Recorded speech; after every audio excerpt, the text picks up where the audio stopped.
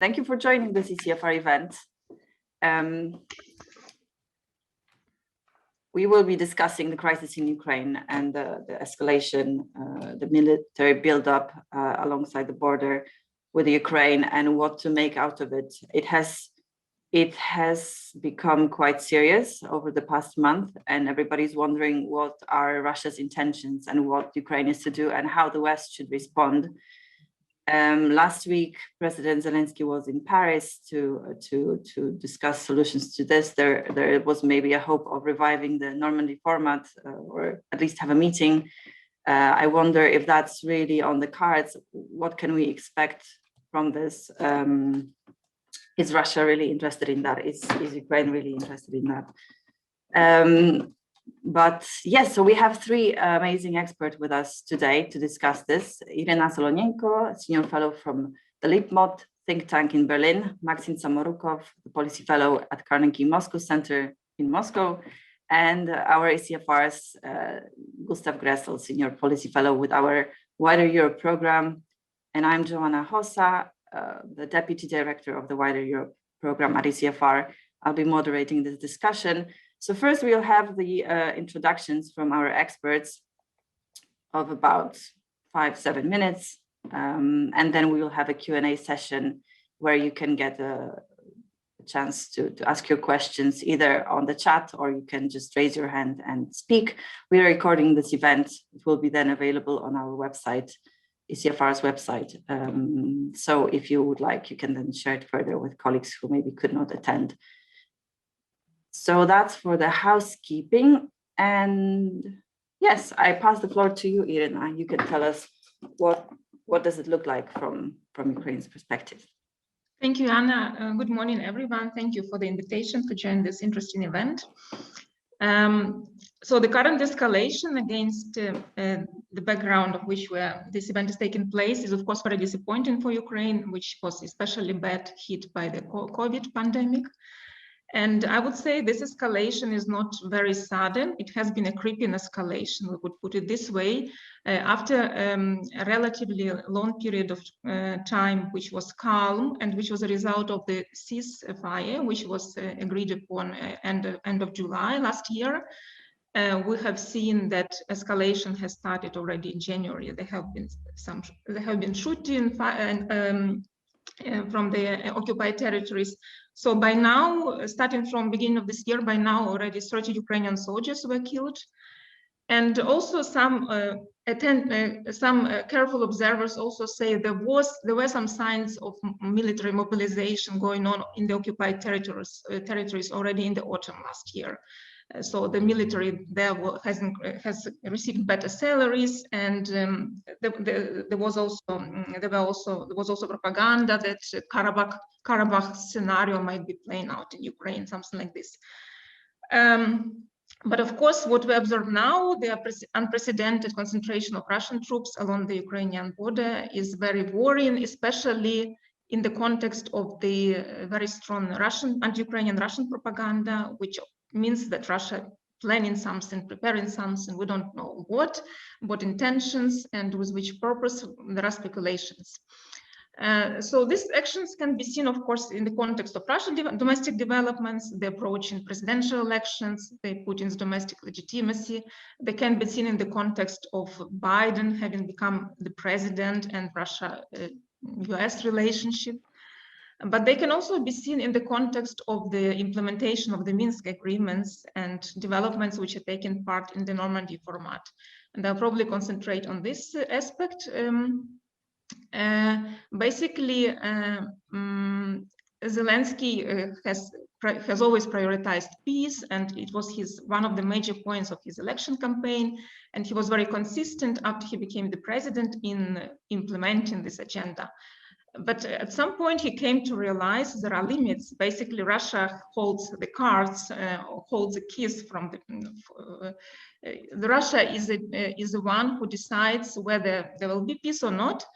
And he came to also to understand that there are some red lines in the Ukrainian society which he cannot cross.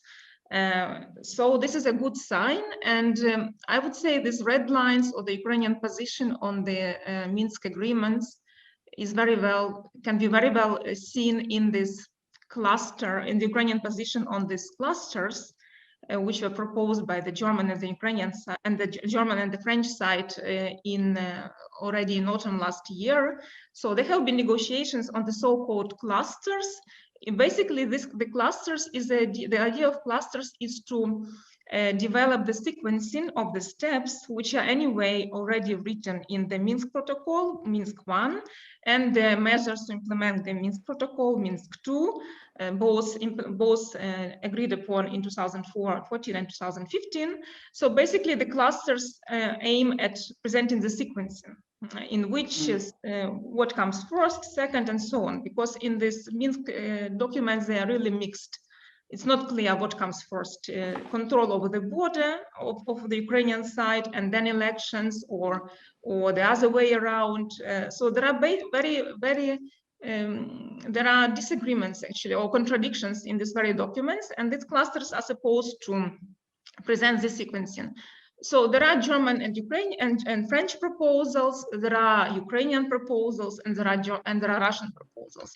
And the Ukrainian proposals very clearly communicate the red lines, which Ukraine is not going to cross. And this might have irritated Russia, yeah. Basically, it's very clear from the Ukrainian documents that security comes first, yeah. Without security, no political concessions, no elections, no negotiations on the special status, nothing. Moreover, the border should be, or the international mission should secure the whole territory of the occupied territories. All foreign troops, meaning Russian troops, should move away from Ukraine. It should be confirmed by the international observers. Ukraine should get some sort of control over its border, and only then elections can take place. And the laws about the special status and other aspects should be adopted only afterwards.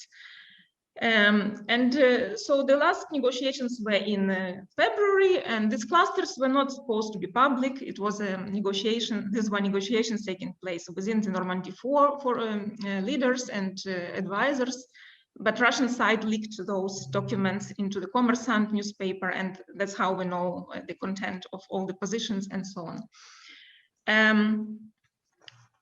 So basically, we know that from the past that Russia resorts to military means when other means do not work. For instance, in August 2014, Ukrainian troops and volunteer battalions were fighting back very successfully against these paramilitants in the Donbas. But then Russia intervened with Russian regularly military, and this changed the course of events. And against this background, the Minsk I happened, because it was a really bad military escalation. Minsk II happened against a similar background. There was a fight over the town of Debaltseve, very severe fighting, and again, to establish some sort of truce, peace, the Minsk II was agreed upon. So these documents were very hastily adopted without thinking much about long-term strategies of each side. But basically, we see that there is a basic contradiction or basic disagreement between Ukraine and Russia. So Ukraine sees itself as a sovereign country which has a right to decide over its territory, or decide about developments which are happening over its territory, and whether it's a federation or a unitary decentralized state, or whatever status, whatever territory should have, it should be a sole decision of Ukraine. Yeah? Russia sees Ukraine as a post-colonial country. Yeah, so Ukraine used to be a colony of Russia, and Russia is a colonial power, and Russia has never recognized, or Russian leadership at least has never recognized, that Ukraine is a sovereign country which has the right to determine its foreign and domestic policy without any Russian interference. And this is very well seen in the Minsk agreement, or on the contradictions about the Minsk agreement. So Russia has always prioritized political concessions or political decisions, special status, elections, and then only moving away from Donbas and giving back control over the border to Ukraine. Ukraine sees it differently. Ukraine wants to have its sovereignty first over over its territory, and only then elections can take place and other decisions should be made.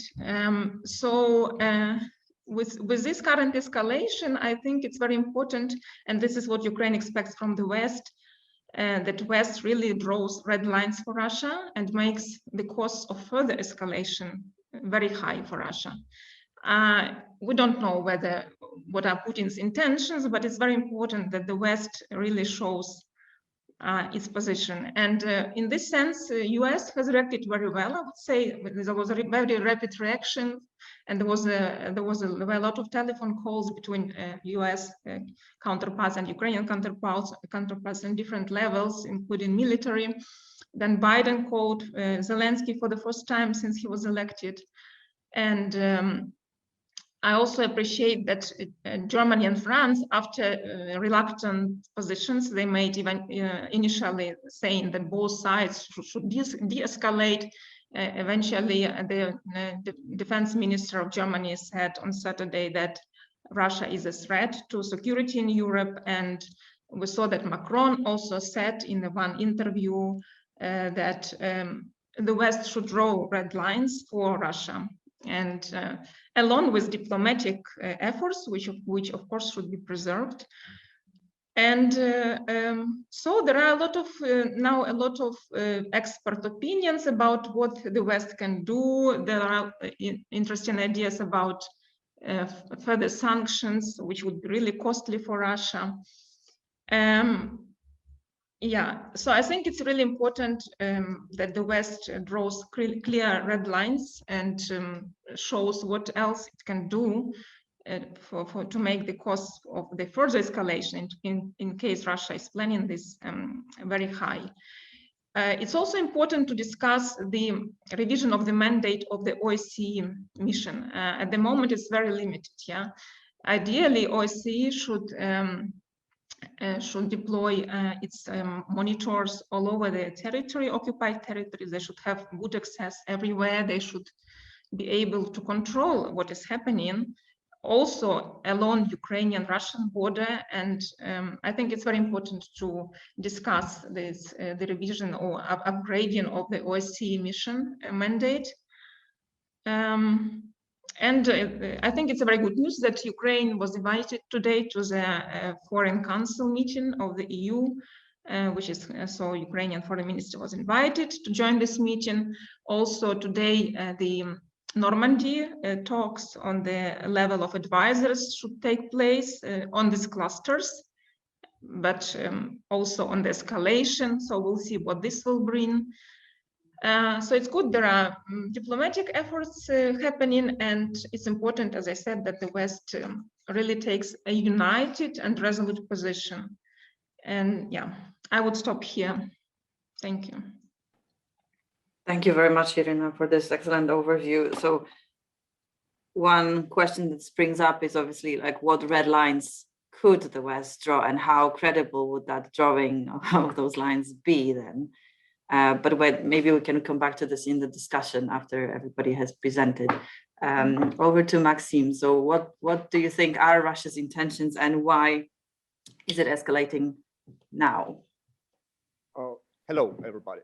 Iryna has described very accurately what is the essence of the stalemate in Minsk negotiations, and it allows me to speak about other facets of the current escalation. First of all, Iryna also mentioned it, the domestic context in Russia. I'm quite skeptical about about the option that it is domestic context that is driving Russia currently in this escalation, because despite there are some problems with Navalny at home, that there is some protests accumulating and scheduled for this week. Overall, the Russian regime feels quite confident. It doesn't see any major challenges to its power. It's quite confident about upcoming autumn elections to the State Duma. So I don't believe that the Russian regime is ready to undertake such an escalation just for the sake of the boosting the support ratings at home. Moreover, Russian society is not that bellicose as it used to be 7 years ago, and it is unlikely that a new war will increase Putin's support ratings as much as it did 7 years ago during the crisis with Ukraine in 2014. So I'd rather discard this domestic version, domestic explanation of the current escalation. I also would like to discard the explanation that Russia wanted to check the resolve of the West. How determined is the West to support Ukrainian independence? Because actually, even before the escalation, it was quite clear that the West is ready to support Ukraine with strong rhetoric. It is ready to support Ukraine with sanctions, maybe some very serious sanctions like switching off SWIFT for Russia. But it is not ready to support Ukraine militarily, actively involved in the military actions in Donbas. Yeah, it was clear before the escalation, and I don't think that the Kremlin was so naive to hope that the West will abandon Ukraine just because of a new escalation on the Ukrainian border.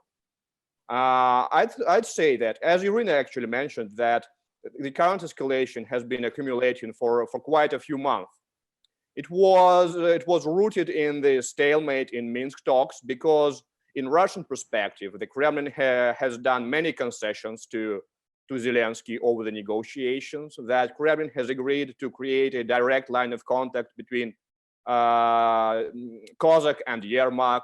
That Kremlin has replaced Kozak or has replaced Surkov, which was very intransigent, with Kozak, who is considered to be like more agreeable. That Kremlin has agreed to prolong a gas transit contract with Ukraine, helping Zelensky to solve this problem. That that Kremlin has agreed to the idea of these clusters proposed by Germany and France. So Kremlin sees itself as a conceding part, that the Kremlin is making lots of concessions, while Ukraine, in Kremlin's perspective, is unable to deliver on its obligations under Minsk-agreement. Actually, the Kremlin is frustrated with its inability to force Ukraine to implement the Kremlin's understanding of Minsk agreements. And Kozak is stating that regularly, that actually we had agreed on that, but then it turned out that there are some domestic red lines for Zelensky, which Iryna mentioned, that actually Zelensky is not able to deliver on that because the strong domestic opposition prevents him from doing that. Russia is frustrated about that, and it became even more frustrated at the beginning of the current year, when Zelensky started to turn to a more anti-Russian stance in many other spheres, like introducing sanctions against some pro-Russian politicians, closing down pro-Russian media, and overall making his rhetoric far more anti-Russian and raising up other issues like Crimean issue in the Crimean platform, starting again mentioning Ukraine accession to NATO, like becoming very similar to Poroshenko, and even in some aspects overdoing Poroshenko, which was also very irritating for the Kremlin. And the Kremlin wanted to demonstrate that actually such a turn comes at a price. There is some price for that. And the military buildup is rooted somewhere there. And I'd say that there are two target audiences of this military buildup. The first one is in Kyiv, that the Kremlin wants to demonstrate Zelensky and the current Ukrainian leadership that their anti-Russian turn is not free of charge, that they'll have to feel nervous about their actions facing lots of Russian troops along their borders in the east and in the south. And also to demonstrate the Russian leadership that Russia will not allow a military solution to the Donbas conflict. That if Zelensky, for some reasons, decides to make an attempt to solve the Donbas conflict militarily, Russia is ready to help out Donbas republics, no matter what are the costs. The second target audience was, of course, Washington, that Russia was quite nervous about the arrival of the new administration.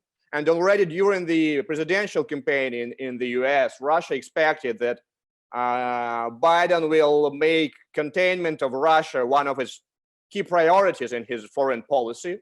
So they expected some escalation after the arrival of Biden to the White House. And preparing for this escalation, they decided to escalate first, to demonstrate that Russia is also ready to escalate, and Russia can also press the West in some sensitive spots like the Ukraine, where Russia where Russia's hands are long enough to reach the Western sensitive spots, and Ukraine is, of course, it's one of the most sensitive in this case. So this escalation was also aimed at Washington, and we see that actually Biden's proposal to organize a summit with Putin is coming to a great extent from Ukraine, from escalation around Ukraine, and so part of Russian aims have been already achieved. And so I think that speaking about the prospects, that actually both Kyiv and Moscow have benefited from the current escalation. Zelensky has boosted his patriotic credentials and boosted his at home and boosted support for him in the West, while Russia has demonstrated its strong resolve to prevent a military solution to the Donbas conflict. And it also has demonstrated its potential to escalate and made the United States pay attention to Russia. Yeah, made the United States not to underestimate the Russia's resolve and even military resolve. So I believe that the threat of a full-blown war has passed now. As the both sides have already achieved their aims, we can hope that there will be some decrease of tensions. They are likely to decrease to the level which used to be there like last summer when the lasting ceasefire was achieved. But hopefully the passions will come down a bit, just hopefully the tensions will come down a bit, and I'll probably stop here to let others speak also. Yeah. Thank you very much. Thank you, Maxim. Very interesting. So on to Gustav. Would you agree with this, with Maxim's analysis that passions have calmed down? How do you think, how dangerous is still the situation, and what should the West do? And not just the US, but also the EU. Hello. Well, overall, yes, this is also sort of the perspective for Moscow that sort of overestimating at times also the coordination between Washington and Ukraine in the run-up to all of this. So, for example, the Crimea Forum has caused much more nervousness in Moscow than it probably should have. And it's also the reverse image of Ukraine, or the reverse image of Zelensky being one of the most concessional presidents so far, trying to go forward with de-escalation, trying to make Moscow believe that he's not seeking this military solution by clamping down on the fighting in Donbas as much as possible, since he acclaimed power, which caused him a lot of critique at home. So he was seen by sizable amount of Ukrainians as a kind of traitor for weakening the military, etc. So he went at length and cost for this. And in the Ukrainian perspective, sort of the Russians did not deliver. They were still pressing for the original version of the Minsk-agreement, that it's basically the Donbas or the separatist republics stay as they are, with the Russian military presence as they are, and the legal framework as they are, and the leadership as they are, and as such will get wide-ranging concessions in Ukraine and insertion into Ukrainians' domestic politics. So this was also part why Zelensky created, to some part, the Crimea Forum. If there's no movement on the Donbas, maybe Putin will enjoy talking about Crimea again. Maybe he will then be more willing to talk about Donbas in a more forthcoming map. It all didn't happen. So how scary is the situation? How are we sliding into war or not, or will we just calm down and walk home? Well, sort of on the pure military side, we see now roughly 40 plus Russian military battalions maneuvering on the borders in Ukraine. We have, and also an increased influx of Russian regular military troops into the Donbas. We see a great buildup, especially of military forces around on Crimea. We have now that the Russian Navy also assembles 2 amphibious groups, one in the Sea of Azov and one probably the landing crafts are on the way from the Baltic Fleet. Also on the western shore of Crimea, to pose an amphibious threat to the south. We have a somewhat threat to the north in the region of Voronezh. We have increased military in the Donbas. The Air Force, which is part of which would be part of any escalation campaign, is also maneuvering in the southern military district. There is an increase of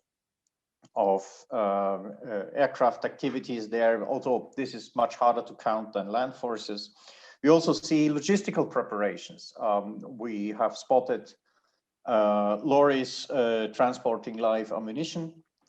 We have spotted pipeline troops, which are necessary to supply large armored formations if they push forward beyond their bases, and which are also necessary to supply air bases with high amounts of fuel if they jump into gear from sort of peacetime to wartime operations and consume much more fuel than normally.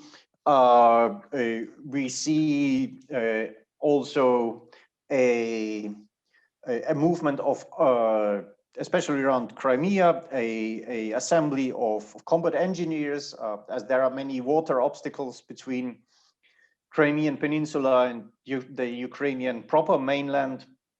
You need these combat engineers to ferry, to bridge, to bring heavy armor across. So also this is pointing to the fact that there is a serious thought about posing a military threat or conducting an offensive. There is one service that is absent from the whole fun. That's the Russian National Guard, which in March-April 2014 was actually very prominent in the, back then it was the Ministry of Interior troops in the Russian military buildup. And that at least indicated that although offensive action is on the table, occupation is not on the table, or at least for now. So any military action that would be commenced would be limited in scope and limited in the territory it would encompass. But nevertheless, you can seek an escalation to humiliate the Ukrainian army by basically posing a threat to such a large portions of the Ukrainian border.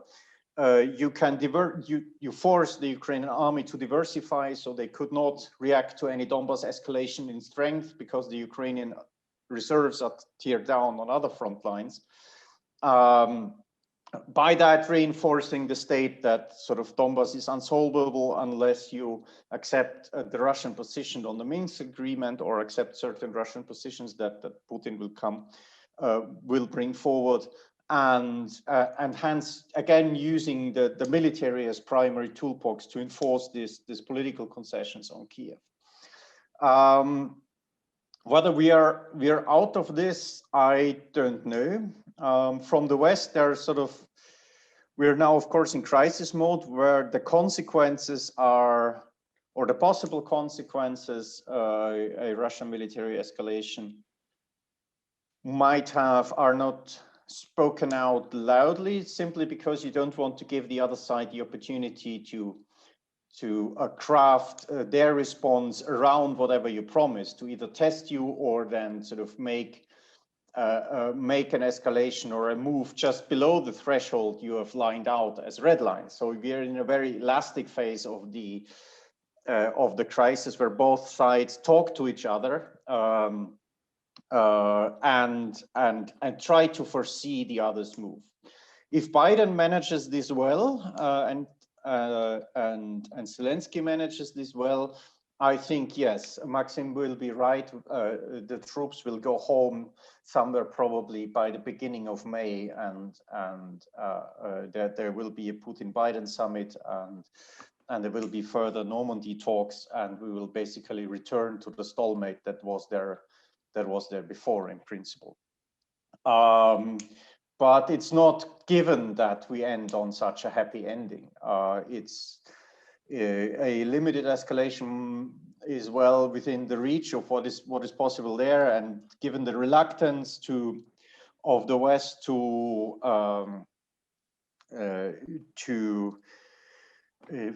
show some sort of, or to at least take into account some sort of response in supporting Ukraine's defense efforts, as for now, I would not exclude it. So I had hoped that Macron's summit with Zelensky would kind of produce more results in terms of putting, as we say in Germany, putting the stick into the window, telling that, you know, if the military is the primary tool of exerting concessions, then we will help the Ukrainians getting better on this front. There were many proposals that were rumored before that, none of which came true. Also, the Americans have not decided not to match the Russian fleet presence in the Black Sea with a shadow force on their own. So this might be seen as emboldening to some in Moscow, but it's a might. It's not a given. We'll see how the coming weeks will go down. Yeah, on this, I mean, we have in Belarus and in Moscow speeches announced, and so we will see the official presentation of what next by Putin in 2 days, and we look forward for that. Yes, thank you, Gustav. That will be indeed interesting to see that speech. So I encourage everyone to now ask questions, either on the chat or you can raise your hand, as you mentioned, and then we can make it a bit more interactive if you actually ask your question in person. But so I was wondering, if I ask the first question to Iryna about those red lines, is it really such a good idea to pose red lines if the West then cannot respect them, for example, as it was the case in some previous conflicts? And what could those red lines be? Should I go for it, or? You can as well. Maybe I first thought of Iryna, but if you want to chip in, of course you can, Gustav.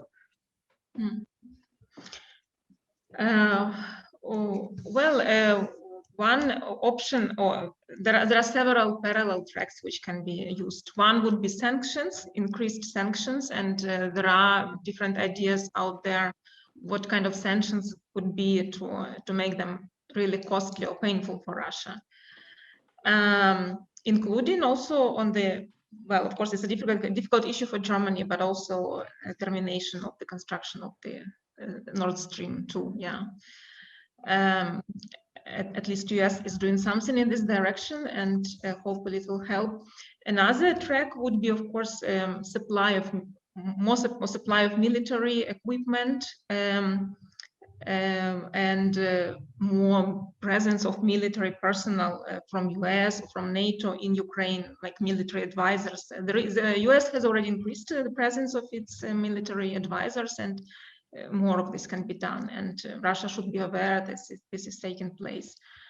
And well, then of course some sort of military deterrence. I mean, the ship didn't go eventually, as Gustav mentioned, in the direction of Black Sea, the US ship, but the West can signal that this is the equipment we have, this is the military potential we have, and we're ready to deploy it if you do that or that, you know. So I would say these three tracks are very important. It should be clearly communicated that Ukraine's sovereignty is not put in question, and the West is resolute to support it. Yeah. Great, thank you. Gustav, you would like to add something? Yes, I may echo Iryna's comments. I mean, on sanctions, at at the current point, you would rather threaten them than execute them, because the painful sanctions, they are also they take quite some time to implement, and so they're not a quick signaling tool. But you would at least signal your willingness to enact them if the situation deteriorates. On the military tool, yes. I mean, we had exercises, for example, during last autumn, there was a major military exercise on the borders to Ukraine, Kavkaz 2020. Thanks to Turkey and Azerbaijan, actually, Kavkaz 2020 was tilted into another direction than it was originally intended. So originally, this was intended as basically inauguration of the 22nd Army Corps on Crimea as sort of a first major role in a Russian as a wartime command in a Russian military maneuver. Because they then had to signal to Turkey something else. They redesigned the maneuver on the fly, but the Ukrainians were actually very nervous before that something might happen during this maneuver phase, and so we had also with NATO and especially the Americans and the British maneuvers on the Ukrainian side, all on the west bank of the Dnieper River, so far away from the front line, or as much far away from the front line to reassure the Russians and announced and inviting military observers to not feed into the kind of general fear that this is sort of the military solution or the NATO, the joint build-up to change anything. But still in Ukraine proper to state that you can assist in defense measures, especially if they touch the Ukrainian heartland as such. The second thing is, as I indicated with the Shadow Force, US destroyers are very capable, not only strike forces, but also intelligence gathering tools. And if you deploy them to make the other side aware that you're watching them, and of course, in the moment of crisis, you don't tell the other side what you're going to do and what you're not going to do, because this will help them by conceiving their moves. But you put things in place and say, look, okay, you're building up, we can do the same. Let's be adults, have civilized calls, and not get overly excited about this. But you have to put then something in place first. So you need to, you could, for example, reinforce positions in Romania and Bulgaria to make the Russians aware that the Black Sea is not sort of a sea that can completely roam free, whatever they do, and that you are at least in the position to do something quickly. With the increase of options, I mean, military stuff you can calculate. Russian general staff are not amateurs. They know what each system can do and what each amount of troops can do. If you put something in place that has a certain bouquet of options it can enact, they will automatically start to calculate, well, should we go further or not? And this is the way how you second your diplomatic efforts by signaling. Thank you, Gustav. And a follow-up question to Maxim on that. How effective do you think sanctions are or have been, and how painful are they to Russia? Are they a risk they have already calculated in, and they don't maybe the Kremlin doesn't really fear more sanctions too much, or is it something that really can have an impact? I'd say that the Kremlin sees Western sanctions as something very generic. You just something so generic that you actually can't predict what you should and what you should not do to provoke them or to make them be lifted. Because in Moscow's view, actually the sanctions are forever, no matter what the Kremlin would do in the future. That the sanctions are connected, not European sanctions, but US sanctions, which are seen as most important in Moscow, that US sanctions are connected to so many issues that to have them lifted Russia has to capitulate. Yeah, because they are connected to Syria, they are connected to election interference, they are connected to human rights and Navalny, and actually to address all the issues they are connected to, Russia has to capitulate. So I think the sensitivity of Russia to new sanctions, especially targeted one, is very low. Of course, the question of SWIFT or state debt is a different one, but I still do believe that Russia prioritize its security concerns over its economic concerns, and it is at least the current government is ready to bear some losses in terms of finances or economy to implement their security agenda as they see it fit. Yeah. So I wouldn't exaggerate the deterrence effect of sanctions, any sanctions, even the most serious ones. Interesting. Yeah. Thank you, Maxim. Okay, and now we have a couple of questions from the audience. So maybe Susan first. You have raised your hand, Susan Stewart. Yes, thank you. Thanks so much for the inputs and for the interesting event. I actually also had the question about sanctions, but I will skip that now and ask a question about the role of Turkey, basically to any of the panelists who would be interested in responding, how you see the current situation in terms of why Turkey has now decided to pursue quite a Ukraine-friendly course, as far as I can tell. I mean, we saw perhaps a more mixed bag in the past. Now it seems a bit more clearly oriented towards support for Ukraine, and how, I mean, we have seen some initial responses of Moscow to this in the sense of canceling some tourism to Turkey, which was not put in the context of Turkey's support for Ukraine, but could be seen as such, and also some kind of warning statements to Turkey from Lavrov and others. So how you see Turkey's role in this, and perhaps the Russian response to it. And then to Gustav, perhaps a question about, from what you said, I gathered that you find it to be perhaps a mistake that the US decided not to send the ships to the Black Sea. Maybe if you could just elaborate on that a bit. Thank you. Thank you, Susan. So maybe one more question that we have in the chat from Pavel Slunkin from ECFR. Have the assessments of the role of Belarus in the conflict changed in Ukraine?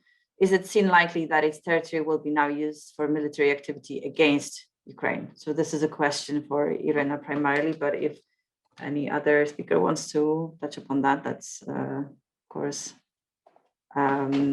great. So maybe we start with Iryna. On Belarus, yeah. There have been talks about this even before, that Belarus might be used as a platform for intervention into Ukraine.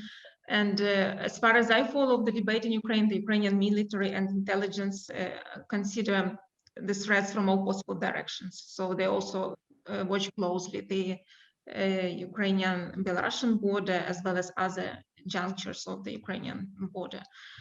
On Turkey, it's difficult to say. Actually, so far, Turkey has always kind of supported Ukraine's territorial integrity, Ukraine's sovereignty, and it hasn't taken any strong position since 2014 in terms of this conflict.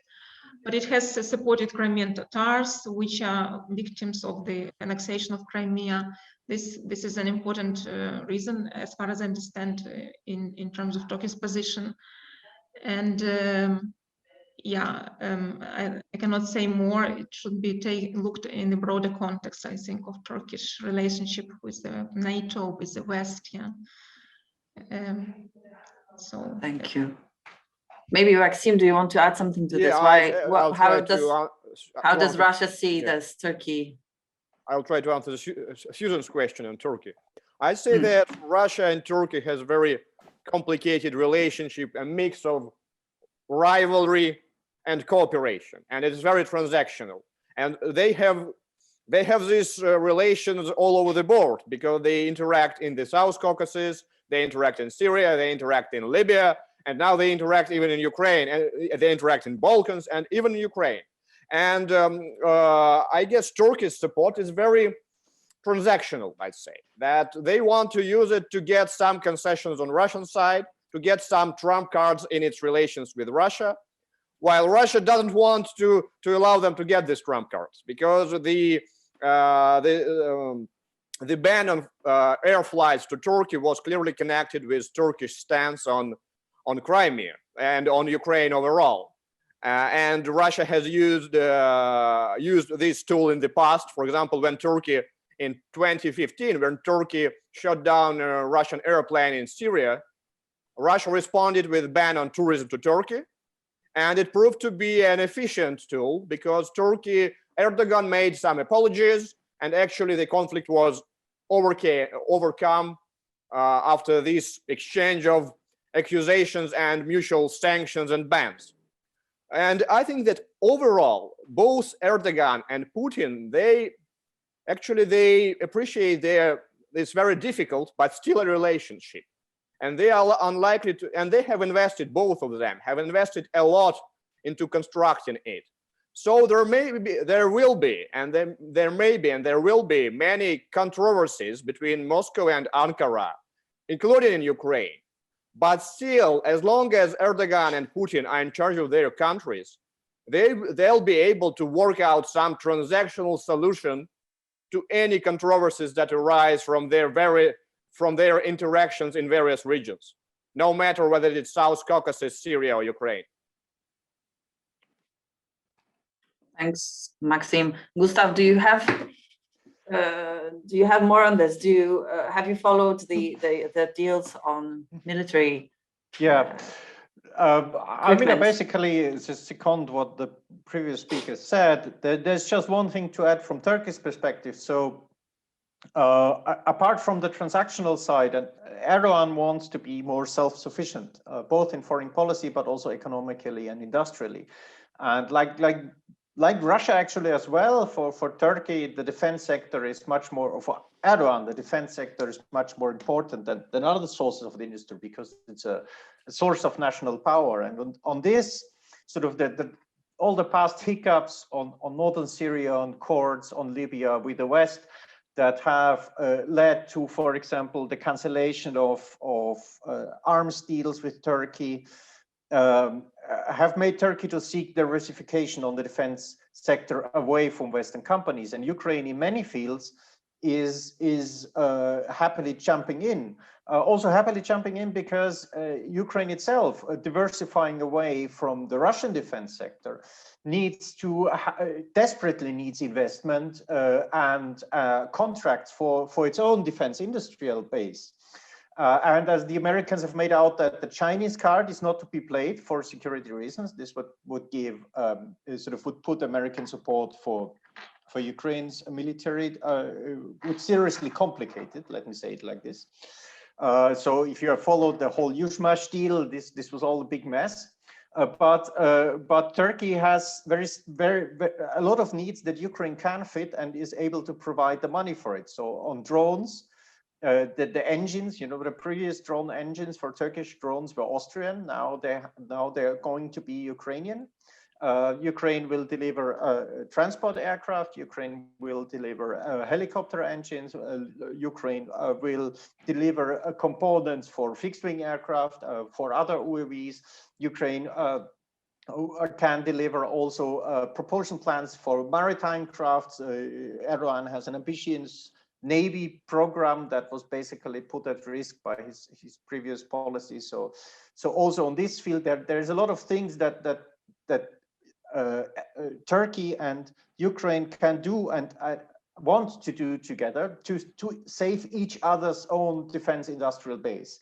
And this is an interest that is beyond sort of the transactional matter. Both Erdogan and the Ukrainian, Zelensky or Poroshenko, it doesn't matter, see this saving of their defense industrial base as something that is an aim worth in itself.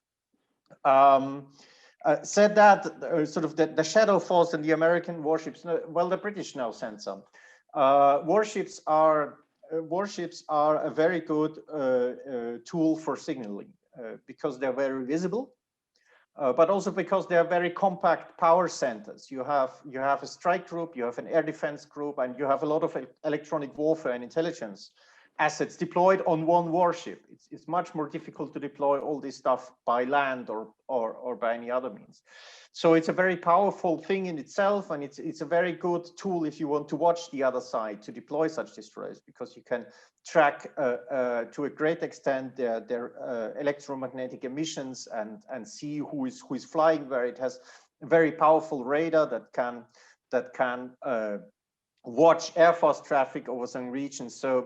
So deploying this not only sends a signal in terms of military power, like, look, we have a warship that can strike so many hundreds of kilometers. It also sends a signal to the other side, look, we are watching you. Our radar sees you. Whatever you prepare, we see you. Whatever you do, we will listen to your radio, and we will act accordingly.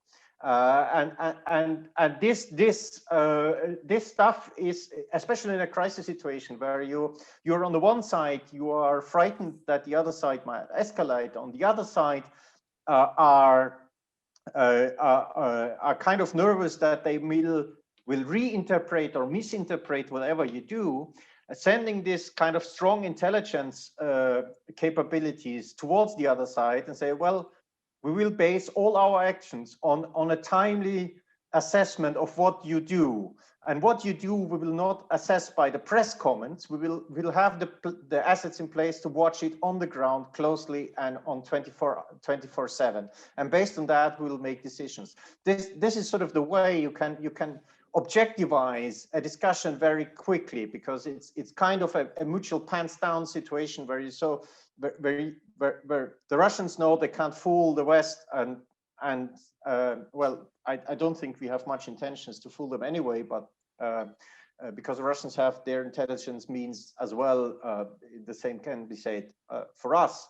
And then once you objectivize this discussion, as Maxim pointed out, the emotions calm down, and you come to the kind of point in this crisis where you want to be. Thank you, Gustav. So I think you covered the question in the chat this way about the considerations of military ships.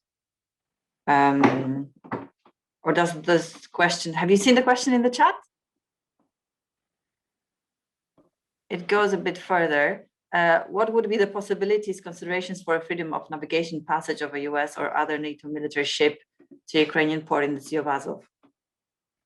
Well, Sea of Azov would be a tricky thing, but there's the entire Black Sea that you can roam around. So Sea of Azov, because the state of Crimea is disputed, to be polite, and of course Russia considers this as its territorial and inlet waters, at least the passage around Kerch. That sort of going now through there is something that would be tricky to achieve, but you can go to Odessa, no problem.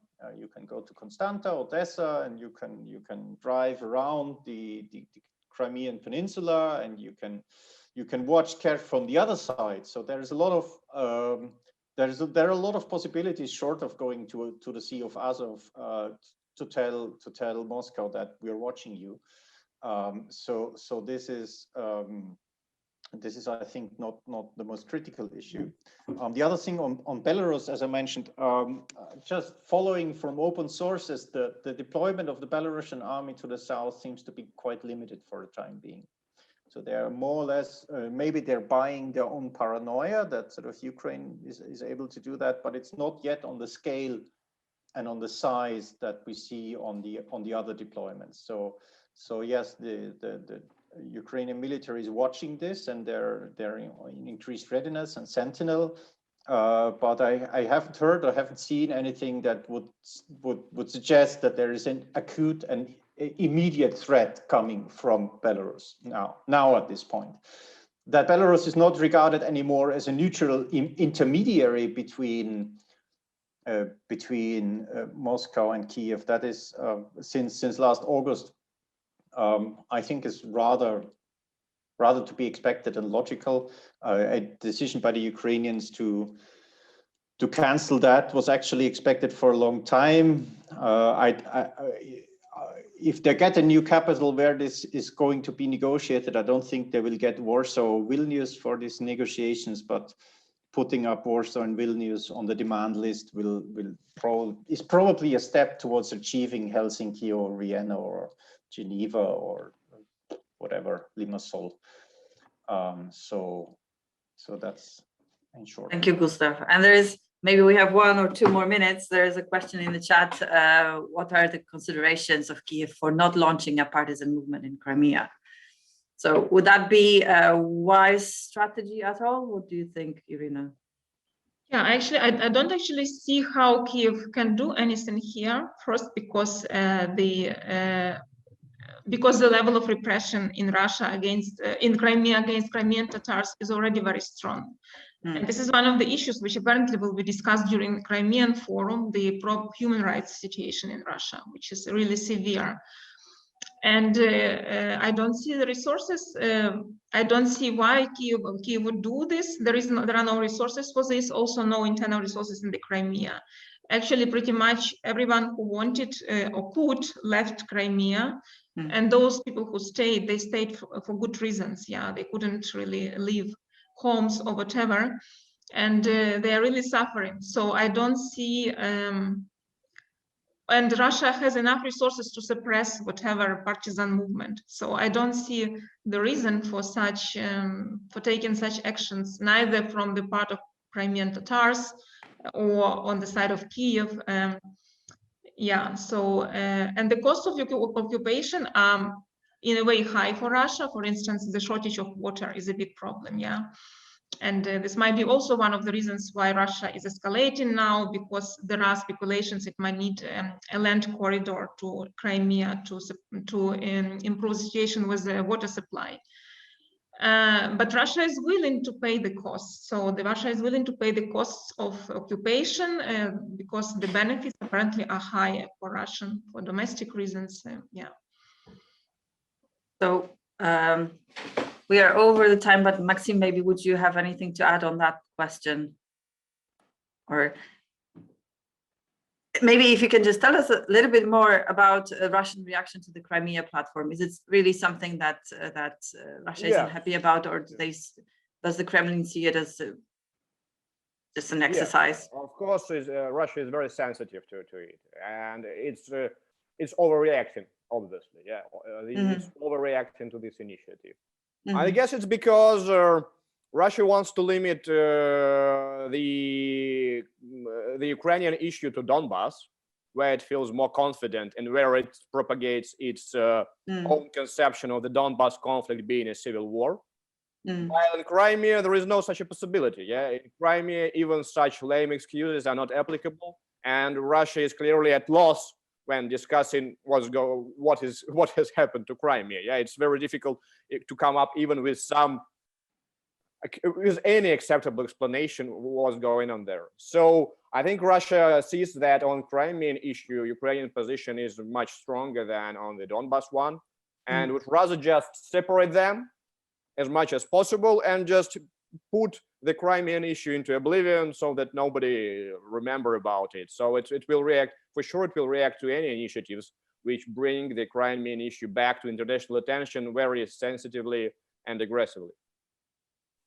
Okay, and that is very helpful to understand. And thank you so much. On that, we will finish. That has been excellent, very, very, very interesting, and we will be following those issues, writing about them. So please follow our website, our fellows, and see you at another event of ECFR. Thank you very much. Thank you. Bye-bye. Bye.